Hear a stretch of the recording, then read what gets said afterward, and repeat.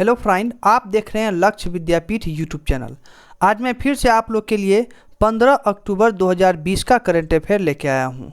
Video के last तक ज़रूर देखिएगा, बहुत ज़्यादा इंपॉर्टेंट प्रश्न इस वीडियो में कवर किया गया है। अगर आप लोग वीडियो के लास्ट तक देखिएगा, अगर आप लोग को वीडियो अच्छा लगे तो वीडियो को लाइक और चैनल को सब्सक्राइब जरूर कीजिएगा। तो पहला प्रश्न है, हाल ही में किसने ध्वनि की गति की ऊपरी सीमा निर्धारित की है? तो ये काफ़ी ज़्यादा इम्पोर्टेंट प्रश्न है आप लोग के लिए।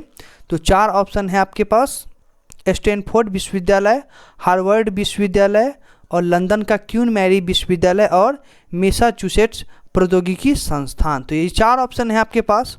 तो आइए इसका व्याख्या पढ़ते हैं और वहीं से आप लोग का आंसर निकल जाएगा इसका। तो लंदन के क्वीन मैरी विश्वविद्यालय, कैम्ब्रिज विश्वविद्यालय और ट्रिटस्क में उच्च दबाव भौतिकी संस्थान के बीच एक शोध सहयोग ने ध्वनि की सबसे तेज गति की खोज की है, जो लगभग 36 किलोमीटर प्रति सेकंड है।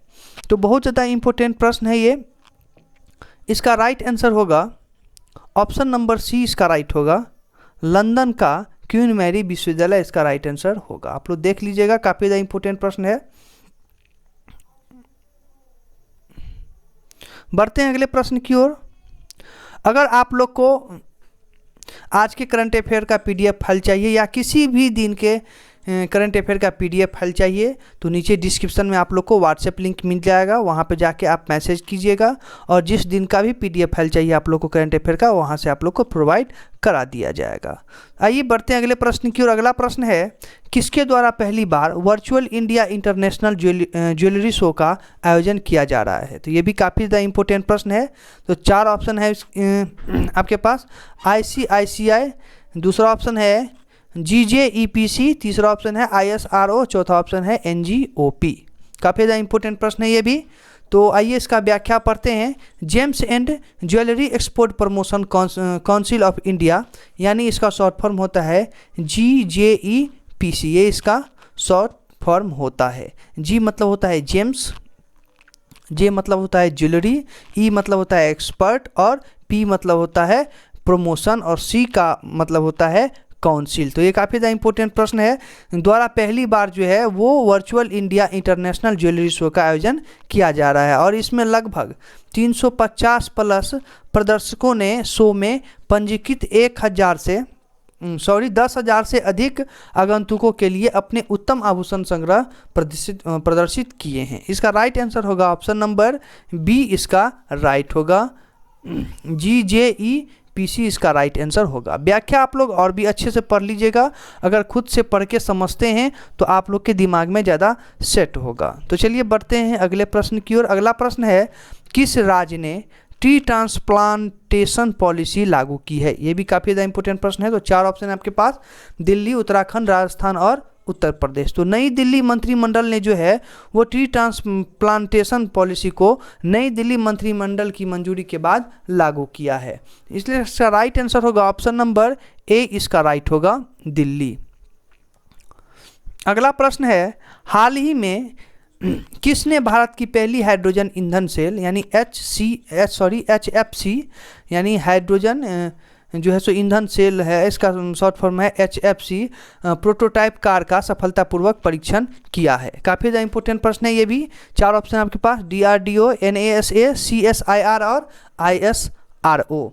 तो आइए इसका व्याख्या पढ़ते हैं। वैज्ञानिक एवं औद्योगिक अनुसंधान परिषद यानी CSIR और KPIT टेक्नोलॉजी ने हाइड्रोजन ईंधन सेल HFC से देश की पहली प्रोटोटाइप कार चलाने का सफल परीक्षण किया है। याद रखिएगा, इसका व्याख्या नीचे दिया हुआ है, इस व्याख्या को आप लोग तो बिल्कुल ही अच्छे से पढ़िएगा।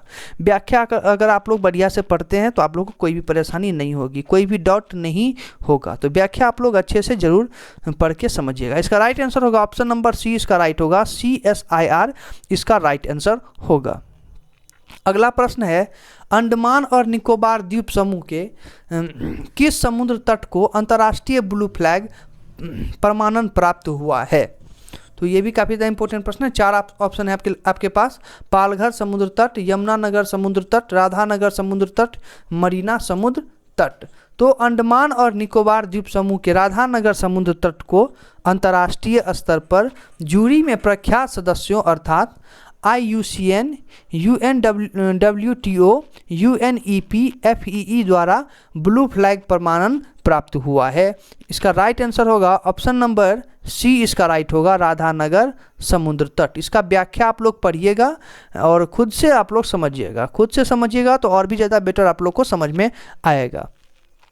अगला प्रश्न है स्टेथेंटेक्स कोविडा क्या है? तो ये 4 ऑप्शन है, ततैया की प्रजाति है, चींटी की प्रजाति है, सांप की प्रजाति है या कॉकरोच की प्रजाति है। तो इसका राइट आंसर होगा ऑप्शन नंबर ए राइट होगा। तो ये जो है स्टेथेंटेक्स जो है वो ततैया की प्रजाति है। तो स्टेथेंस कोविडा ततैया की एक प्रजाति है और ये जो है सो मैक्सिको में ऑटोनोमस यूनिवर्सिटी ऑफ तमौलिपस यानी जिसको UAT कहा जाता है के वैज्ञानिकों द्वारा खोज की गई है। तो ये भी काफ़ी ज़्यादा इंपॉर्टेंट प्रश्न है, व्याख्या आप लोग और भी अच्छे से पढ़िएगा। जितना भी सारा प्रश्न है तो सारे का व्याख्या आप लोग को नीचे मिल जाएगा। व्याख्या को तो जरूरी आप लोग समझिएगा, एग्जाम में आप लोग को इसी टाइप से प्रश्न आते हैं और उसको घुमा फिरा के पूछा जाता है। अगर व्याख्या आप लोग अच्छे से पढ़ के समझते हैं तो आप लोग को किसी भी तरह की परेशानी नहीं होने वाली है एग्जाम में। 7 नंबर का प्रश्न है किसने 5वीं अंतर्राष्ट्रीय ऑनलाइन निशानेबाजी प्रतियोगिता की 10 मीटर एयर राइफल प्रतिस्पर्धा जीत ली है? ये भी काफ़ी ज़्यादा इंपॉर्टेंट प्रश्न है। 4 ऑप्शन है आपके पास, मार्टिन स्टेमपफ्ल, 18 जर्मन, यशस्विनी सिंह देसवाल, विष्णु शिवराज पांडियन। तो ये 4 ऑप्शन है आपके पास। तो भारत में जो है वो विष्णु शिवराज पांडियन ने 5वीं अंतर्राष्ट्रीय ऑनलाइन निशानेबाजी प्रतियोगिता की 10 मीटर एयर राइफल प्रतिस्पर्धा जीत ली है। इसका राइट आंसर होगा ऑप्शन नंबर डी, इसका राइट होगा विष्णु शिवराज पांडियन, इसका राइट आंसर होगा। प्रश्न एक बार फिर से देख लीजिए आप लोग। बढ़ते हैं अगले प्रश्न की ओर। अगला प्रश्न है किसे फिजियोलॉजी या चिकित्सा 2020 के लिए नोबेल पुरस्कार से सम्मानित किया गया है? ये भी काफ़ी ज़्यादा इंपॉर्टेंट प्रश्न है। तो इसे जो है चिकित्सा के लिए नोबेल पुरस्कार संयुक्त रूप से 3 वैज्ञानिकों हार्वे जे आल्टर, ये पहला है, दूसरा है Michael Newton, Charles M Rice और उपरोक्त सभी। तो इसमें जो है तीनों ऑप्शन आपका राइट होगा। हार्वे जे आल्टर भी राइट होगा, माइकल न्यूटन भी राइट होगा, चार्ल्स एम राइस भी राइट होगा। तो इसलिए इसका ऑप्शन नंबर डी राइट होगा, उपरोक्त सभी। तो चिकित्सा के लिए नोबेल पुरस्कार जो है वो संयुक्त रूप से तीनों वैज्ञानिकों हार्वे जे आल्टर को, माइकल न्यूटन और चार्ल्स एम राइस को दिया जाएगा। तो ये चारों ऑप्शन, इसका मतलब तीनों ऑप्शन सही है, इसलिए राइट आंसर होगा ऑप्शन नंबर डी, उपरोक्त सभी इसका राइट आंसर होगा। अगला है हाल ही में चर्चित न्यू कैलेडोनिया किस देश का एक क्षेत्र है? तो 4 ऑप्शन है आपके पास, फ्रांस, रूस, इंग्लैंड और अमेरिका। तो न्यू कैलेडोनिया दक्षिण पश्चिम प्रशांत महासागर में स्थित एक फ्रांसीसी क्षेत्र है। यह एक लोकप्रिय पर्यटन स्थल है और अपने प्रवाल समुद्रों के लिए जाना जाता है। याद रखिएगा इसको, व्याख्या को तो अच्छे से समझिए लीजिए आप लोग। हाल ही में जो है वो न्यू कैलेडोनिया के लोगों ने बड़ी संख्या में फ्रांस के से स्वतंत्रता हासिल करने के लिए मतदान किया है।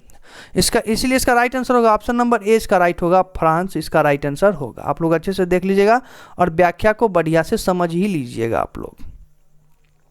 अगला प्रश्न है हाल ही में किसने अपना 13वां फ्रेंच ओपन खिताब जीतकर इतिहास रच दिया है?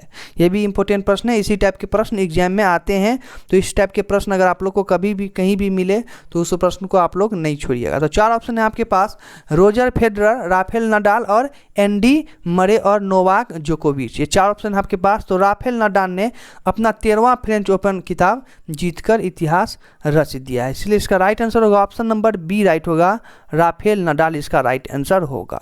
जितने भी सारे प्रश्न आपको करंट अफेयर के इस वीडियो में मिला है, काफ़ी ज़्यादा इंपॉर्टेंट प्रश्न है, तो आप लोग सारे प्रश्न को रिपीट करके वीडियो को और अच्छे से पढ़ के उसको समझिएगा। आप लोग को किसी भी एग्जाम में काफ़ी ज़्यादा हेल्पफुल होगा ये वीडियो और आज का करंट अफेयर। तो चलिए मिलते हैं हम नेक्स्ट वीडियो में। अगर आप लोग को वीडियो अच्छा लगा हो तो वीडियो को लाइक और चैनल को सब्सक्राइब करना नहीं भूलिएगा। तो चलिए मिलते हैं नेक्स्ट वीडियो में। धन्यवाद।